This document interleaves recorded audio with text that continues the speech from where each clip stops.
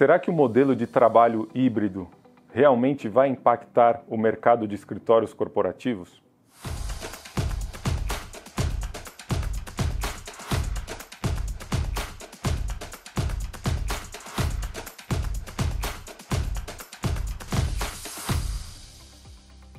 Essa é a pergunta de $1 milhão, né? E a gente está aqui para tentar colocar o nosso ponto de vista, que está baseado e ancorado em dados e movimentos de mercado. Então, antes da gente aprofundar já no modelo de trabalho híbrido, vamos só relembrar um pouco e contextualizar o que era o mercado antes da pandemia, o que foi o mercado durante a pandemia e o que está sendo o mercado hoje. Então, em linhas gerais, em 2019, a pauta era: vão faltar escritórios corporativos no mercado. A nossa taxa de vacância, ou seja, a disponibilidade de escritórios, estava caindo drasticamente. Uma recuperação de preço que o mercado estava almejando desde 2016, que foi a última grande crise no mercado de escritórios, onde tinha bastante disponibilidade, preços cada vez mais baixos e o mercado sofrendo. Então a gente foi trabalhando, a indústria foi trabalhando e chegou em 2019 num dos melhores momentos que a gente já viveu na região aqui de São Paulo e no Brasil como um todo em termos de ocupação, preço, recuperação. Chegou a Covid em 2020, precisamente em março de 2020. E o que impactou no mercado? Num primeiro momento, a Covid a gente escutou muito a questão da quarentena, né? E a quarentena eram 14 dias. Então, no primeiro momento, a gente não tinha um impacto muito forte, porque todo mundo esperava ficar 14 dias em casa e depois voltar à sua rotina normal. Só que esses 14 dias passaram-se 2 anos, né? E o que foi acontecendo durante esse tempo? Muita empresa devolveu seu escritório. E qual foi a razão para ela devolver o escritório? Foi sobrevivência econômica. A pandemia, ela não só mudou a forma de trabalhar, como ela quebrou muita gente economicamente. A economia foi muito impactada. E as empresas tentando sobreviver, elas foram cortando custos e uma grande parte dos custos eram as locações dos seus escritórios. Então, ela tinha um respaldo em relação às questões trabalhistas, que é um pênalti para o incorporador, para o empresário, o empreendedor no país. Então, ela tinha um respaldo da lei, que ela poderia manter as pessoas em casa trabalhando sem ação trabalhista, etc, etc. Então, as empresas que ocupam normalmente empreendimentos classe B e empreendimentos classe A e A+, mais afastados do eixo Faria Lima, que é o eixo financeiro de São Paulo, começaram a sofrer muito. Então, teve um movimento de saída, mas não porque vai todo mundo trabalhar de casa. É justamente uma decisão econômica. O tempo foi passando e o que foi acontecendo? As grandes empresas que sempre utilizaram os escritórios e continuaram acreditando nos escritórios foram tomando espaços em regiões que antes de 2019 não estavam disponíveis. Então, para trazer um dado aqui para vocês, muito relevante, a Faria Lima hoje tem 6% de disponibilidade. Por que não é zero? Porque normalmente o ocupante da Faria Lima ele tem uma necessidade por grandes áreas. E sempre tem um prédio que ocupa meia laje, que deixa um restinho para lá, e esses pedaços picados compõem os 6%. Se você quiser hoje se instalar em 5.000 metros na Faria Lima, você não encontra. E essas ocupações se deram durante a pandemia. Então, o que está acontecendo hoje? Aquelas empresas que foram preservar seus caixas estão tentando voltar para os espaços que elas ocupavam pré-pandemia e não estão encontrando. Então, e aí o modelo híbrido, né? Então tá bom, já as empresas estão recuperando, hoje já não tem tanta restrição.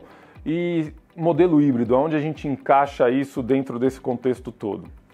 O modelo híbrido não é novo, já é algo testado há muitos anos. E ele vai impactar o mercado? Vai, de forma positiva.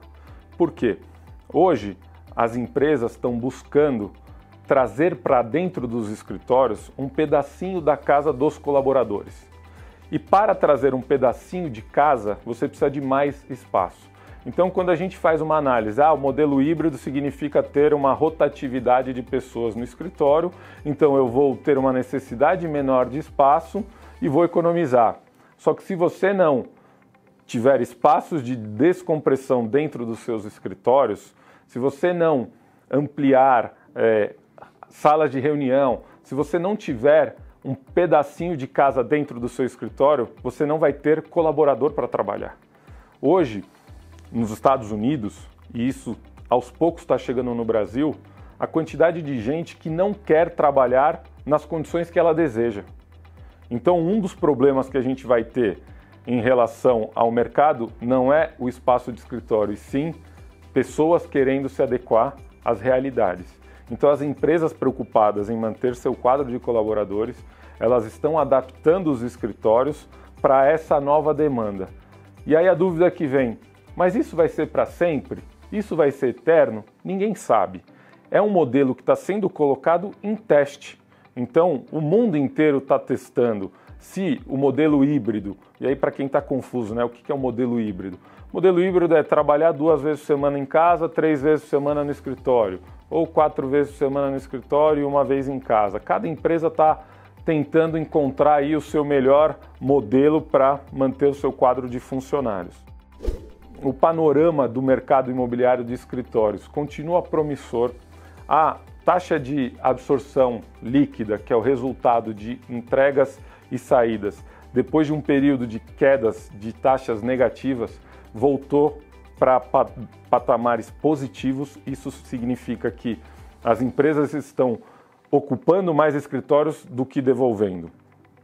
E qual que vai ser o grande gatilho para esse mercado voltar a padrões de 2019? Economia. Enquanto a gente tiver um cenário nebuloso em relação à política econômica, à inflação, qual vai ser o presidente que vai assumir o nosso país nos próximos 4 anos, isso vai postergando um pouco as empresas de tomadas de decisões de longo prazo. Lembrando que as locações são decisões de longo prazo. Então, quando a gente analisa o mercado em geral, a gente tem uma taxa de vacância alta. Mas quando a gente analisa os mercados pontuais, por exemplo, Faria Lima, JK, Itaim, que são as regiões consolidadas, você não tem mais disponibilidade. Isso não é um fenômeno só em São Paulo, isso é um fenômeno mundial. Os principais prédios foram tomados pelas empresas que tinham um desejo de estar naquela região e não tinham opção, porque estavam tomados. E aí você vai falar, então eles baixaram o preço. Região bem consolidada como Faria Lima, pelo contrário, aumentou o preço e quem queria estar lá se posicionou. Então, para a gente contextualizar, empreendimentos a mais em regiões prime são tomados por multinacionais, empresas do mercado financeiro, ou seja, empresas que têm poder aquisitivo. Essas empresas, elas sofreram muito menos do que um profissional liberal, uma empresa de prestador de serviço durante a pandemia. Então, por isso que a gente não vê esse movimento tão forte de devolução dessa classe de ativos e desse tipo de inquilino. Pelo contrário, eles expandiram, eles já se garantiram para poder se concretizar naquela região. E aí a gente hoje vai ver um fenômeno acontecendo que as regiões lindeiras, já que você não tem espaço nas regiões principais, você vai buscando estar próximo daquela centralidade. Então as regiões que estão mais próximas desses eixos já consolidados e com pouca disponibilidade vão ser tomados aí num curto espaço de tempo. Então o modelo híbrido, ele veio facilitar, ele veio chacoalhar um pouco aquele padrão de trabalhar das 9 às 6. Hoje a flexibilidade eu vou trabalhar, o horário de trânsito de pico é das 8 às 9, então eu vou fazer uma reunião de casa, aí eu vou para o escritório. Isso não significa que os escritórios não vão mais existir, porque é muito difícil você passar a cultura da sua empresa através de uma câmera de computador. E mais um dado aqui para balizar tudo isso que a gente está dizendo e não ficar um achismo do Giancarlo, que as empresas de tecnologia da informação, ou seja, as que detêm de tecnologia e que se adaptariam muito rápido ao mercado remoto, são um dos maiores ocupantes, depois do mercado financeiro, do mercado de lajes corporativas. E, digo mais, eles ampliaram suas operações no momento de pandemia. Então, se os detentores da tecnologia necessitam de espaços nos escritórios, quem somos nós para querer trabalhar de casa? E vale aqui só lembrar também que a decisão de trabalhar de casa, ela é um pouco complexa, porque nem todo mundo tem um escritório em casa. Tem muita gente que trabalha na mesa da cozinha. 90% da população mora em apartamentos de quarto e sala.